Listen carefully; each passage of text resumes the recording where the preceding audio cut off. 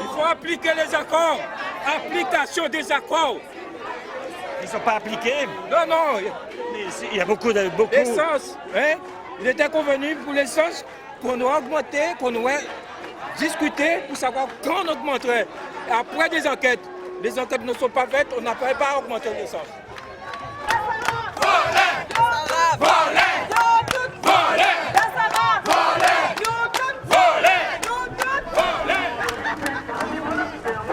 Ce peuple-là, c'est un peuple qui a vécu l'esclavage, qui a vécu tous les événements.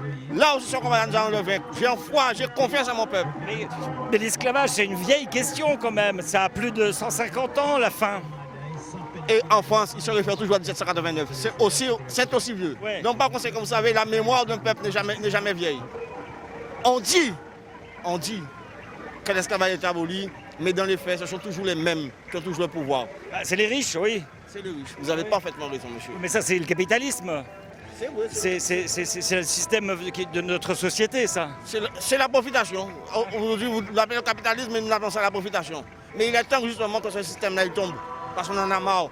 Nous sommes fatigués. Vous êtes des révolutionnaires, alors? Je suis un Guadeloupéen. Non, vous êtes révolutionnaire, Guadeloupéen. Je suis un militant anticolonialiste guadeloupéen, oui, tout à fait. Et je suis fier aujourd'hui que nous, Guadeloupéens, nous sommes dans la rue. Je suis fier aujourd'hui que le peuple guadeloupéen réponde à la hauteur nécessaire qu'il faut donner. Merci. Je vous en prie.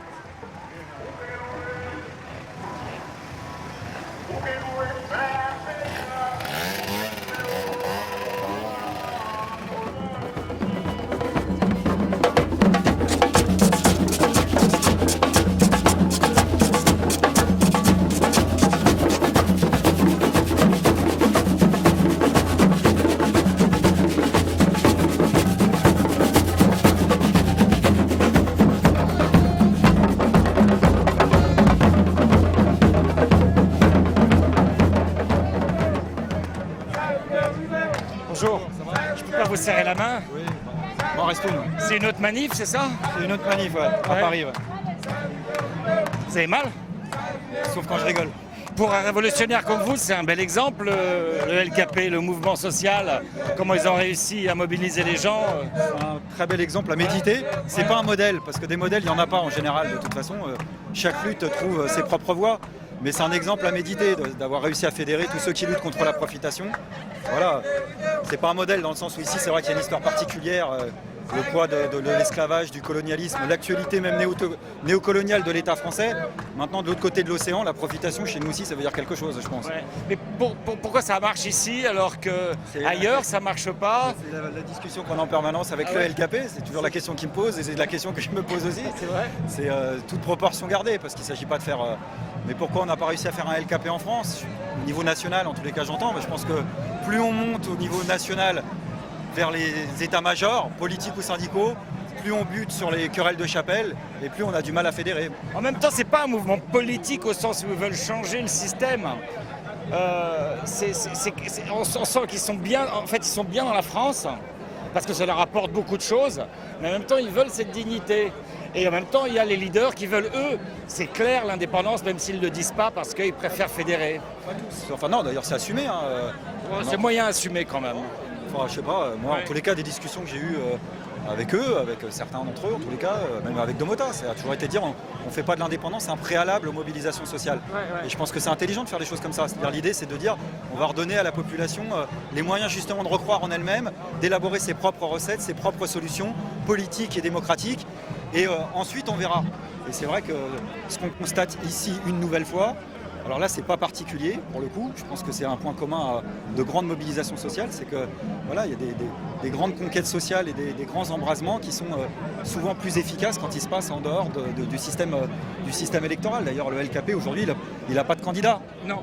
Il n'a pas de candidat, il n'a pas de liste. Ouais. Voilà. Et moi, je suis pas là, je suis pas en campagne électorale ici. Je soutiens personne, quoi. Vous venez souvent ici en vacances voir des amis, il paraît. Ah, vous êtes en short, vous êtes un peu en vacances, non? Non, voilà, je suis en train de manifester, mais j'essaye de pas crever de chaud.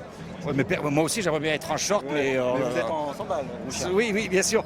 Être blanc ici, c'est plus difficile dans un mouvement comme celui-là ou pas? Enfin, moi je sais pas, moi je vis pas en Guadeloupe, je vis pas en Guadeloupe, je suis ici comme militant internationaliste et il n'y a jamais eu l'ombre d'un commencement de problème par rapport à ça, non? Je veux dire, les choses elles sont claires, moi je suis pas là pour donner des leçons, le LKP il a besoin de personne pour faire sa propre lutte, par contre je pense qu'il a besoin de soutien, il prend tous les soutiens à partir du moment où ça renvoie aussi à l'État français l'idée que c'est pas simplement un tête-à-tête entre le LKP et l'État français. Il y a aussi une partie des militants du mouvement ouvrier français qui se sentent concernés. C'est vrai, mais c'est pas. Oui, ça c'est vrai, mais c'est pas un mouvement. C'est aussi un mouvement qui vient du colonialisme, qui vient de l'esclavagisme. Donc le rapport entre les blancs et les noirs, il est très différent de chez nous, par exemple. C'est évident, c'est normal. Ça c'est lié c'est lié à l'histoire et c'est lié à cette histoire particulière. C'est évident. Maintenant, l'intelligence du LKP. Moi, quand j'entendais des politiciens en France dire en gros le LKP tient des propos racistes, alors que j'ai entendu des béquets, des vrais propos racistes en Martinique notamment, qui avaient fait le tour un peu des médias parce que c'était franchement raciste. Le discours du LKP ici, ça a toujours été dire, c'est le mouvement de ceux et celles qui vivent et qui travaillent en Guadeloupe. C'est pas le mouvement de tel ou d'un tel. Ouais. Et la force justement du LKP, ça a été ça. Et d'avoir toujours été très clair sur cette question-là. Donc après, on n'efface pas l'histoire c'est évident. Mais la volonté politique de dépasser ça, c'est le LKP qui l'avait. Sûrement pas l'État français, encore moins les béquets. Il y a ma consoeur qui veut parler vite, elle est pressée. Même les bras en place, vous venez apporter un soutien? Oui, on peut apporter un soutien pour...